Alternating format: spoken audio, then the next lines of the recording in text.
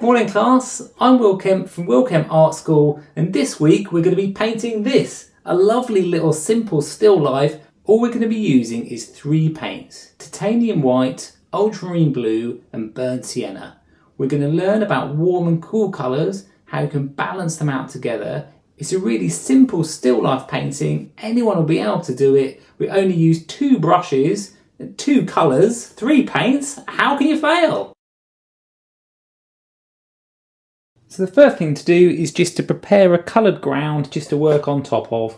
This can just be a mix of the ultramarine blue and the burnt sienna and white, just to get a neutral to paint it onto your canvas. You can also just use raw umber and white or burnt umber and white just to get a nice neutral tone that we can work on top of.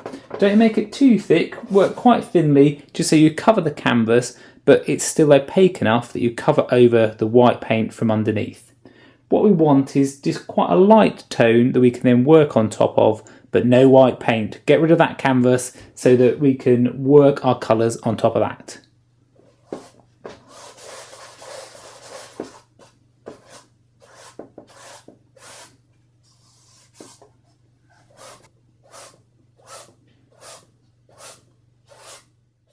Just click the link below to download the image direct from my website to follow along at home. Morning class, so here's the jug just drawn out onto the tone ground. I've used, as before, a 3B pencil. This just gives you enough darkness so you can see where you're going, but it's not going to have too much graphite on there that will get mixed into the paint. A few points on the drawing just to be aware of when you're drawing it out, which can make a really big difference in the success of your painting. Because we've just got the light sources coming from this side, so this way the light's coming, it's hitting this side, and this is all in shadow, and this is what's called a cast shadow. It's very important to get this cast shadow drawn in, so when we paint it in, it will give that illusion that this object is sat in light. Especially if you're working with warm and cool colours, and you're trying to get that feeling of light working in your paintings, it can be so key just to get those shadows into your work.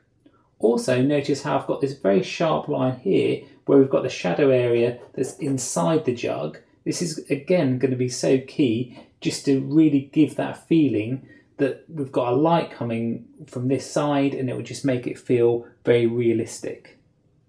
Also, if you notice how I've laid out the jug, I've put it so I've got a line here on the background which goes through this area here on the handle, which is called a negative space. That is the space between an object. So if you're setting up your cup or your jug, twist it around until you find the shape within here looks really nice. And also how I've arranged it so that I've got a line cutting through it, so that I've instantly used a technique called overlap, as in I've overlapped the jug with the background. This line is really going to help to bring that jug forward as the painting progresses. I've also got this area here of shadow that I'm going to keep dark. There's a little bit of shadow down at the bottom. I'm not overly worried about that. It's more making sure that we've got this area dark enough so that the jug really comes forward. So I'm just going to lay out the colours that we're going to use for this painting, and it's just going to be 2 colours, ultramarine blue and burnt sienna. This is just titanium white. It won't usually fall down this much, it's just because I'm working on the vertical. So these 2 colours are a really great limited palette to start with when you're looking at learning classical painting techniques. Because you've got the dark blue of the ultramarine and its complementary colour is orange, a complementary colour is just something that is opposite it on the colour wheel. So if we have a look at these both together, you'll see that the blue is here and orange is over here. Now burnt sienna isn't a very bright orange, but it's within that orange family. So we've got 2 opposites here, so we'll be able to create a dark colour between the 2. They'll tone each other out, so we'll be able to create some really lovely greys with this. Oh, put that back. But the other thing we'll be able to experiment with is using warm colours and cool colours, because of the burnt sienna being a warm tone and the ultramarine blue being blue, which is a cool colour. So before we start, I'm just going to mix a couple of tones with these two.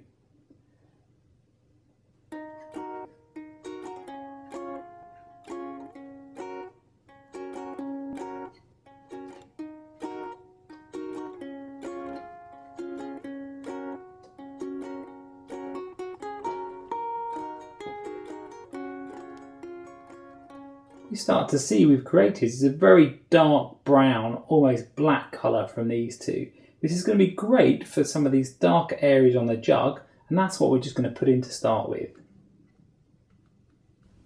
So what I do with a brush, I'm just using a number 10 round brush. This is from Raphael, but it's anything that's just got quite a soft bristle to it. You don't want it to be too stiff because some of the detailed areas on here we're just going to kind of wash in quite gently.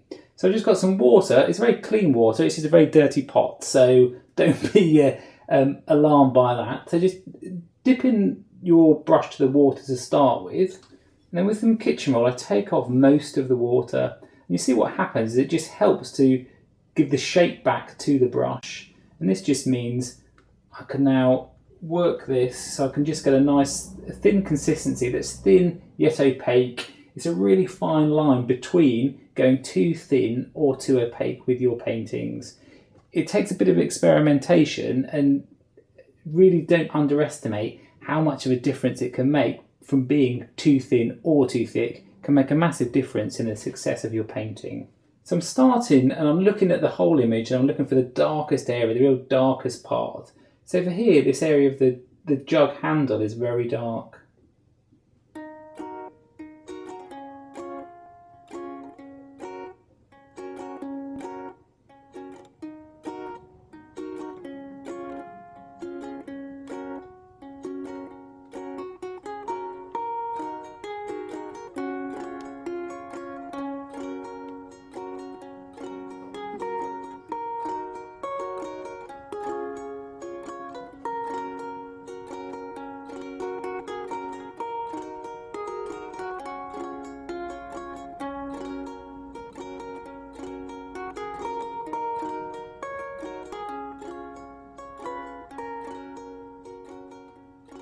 So I'm using the round on the areas where I want more detail, where I want to make sure that I get the spout. That shape there is so important to make sure you get that in accurately. So with a round brush you can always get more detailed than you can with, say, a flat brush or a filbert brush. If there's any areas that go on, especially if you're using student quality paints and they're not thick enough, you can start to see a lot of the tone coming through from underneath. You can just start to work a bit on top of it. Acrylics dry so quickly, you'll be able to work on top absolutely fine.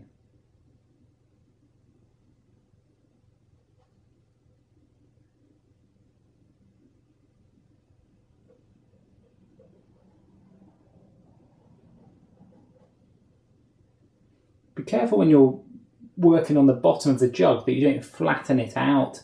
A tendency when you're painting a jug is, because you know in reality it's got a flat bottom, is that you try and paint it very flat, but you've got to make sure you get this curve on it. It will make such a difference in giving that realism to the jug.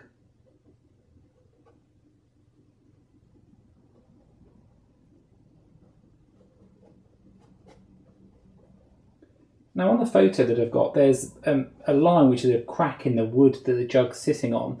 You can by all means put that in, but I'm thinking for this painting, I'm going to keep it a bit more simple than that. So I'm not going to bother about putting this detail in. I'm just going to concentrate on the jug and bringing that all together in the painting. I've just added a bit more water. You can notice a difference, how it's got a bit more flow onto it. So I'm going to brush it more onto this darker part of the painting. In fact, I think I'm just going to use a bigger brush just to show you how kind of quickly you can block it in.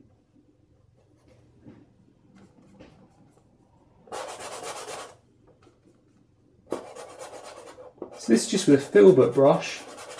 It's not that much bigger in terms of the size than the round, but because it's a little bit stiffer on the actual brush, you can kind of really scrub it in a bit more.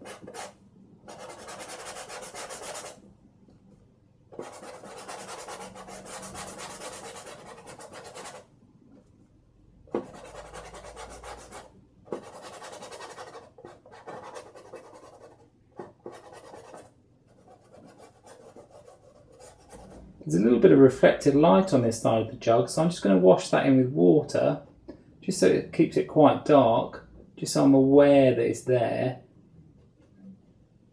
But what you don't want to do is try and overemphasize that too soon in the painting.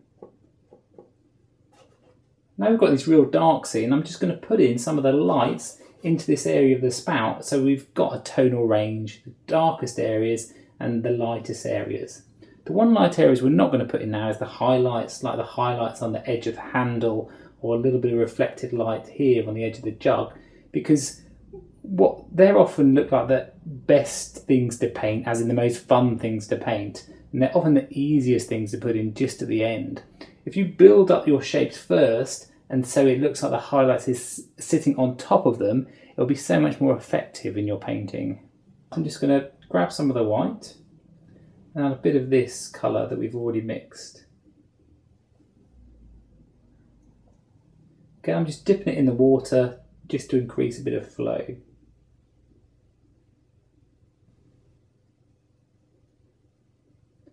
Now because the light that's coming is cool, so we've got a cool light hitting it, I'm just going to add a touch of the blue to it.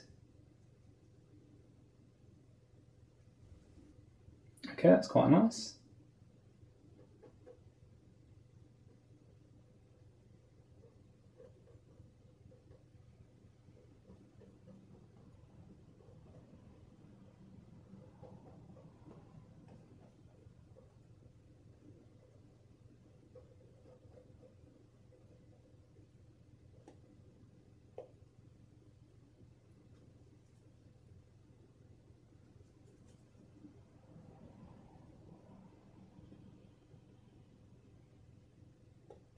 And a bit more of the white paint just to go around that rim.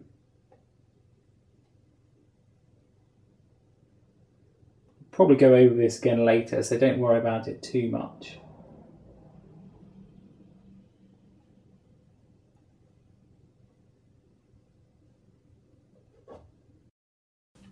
Okay, great. Click to subscribe above so you don't miss out on the next lesson. This is Will Kemp from Will Kemp Art School.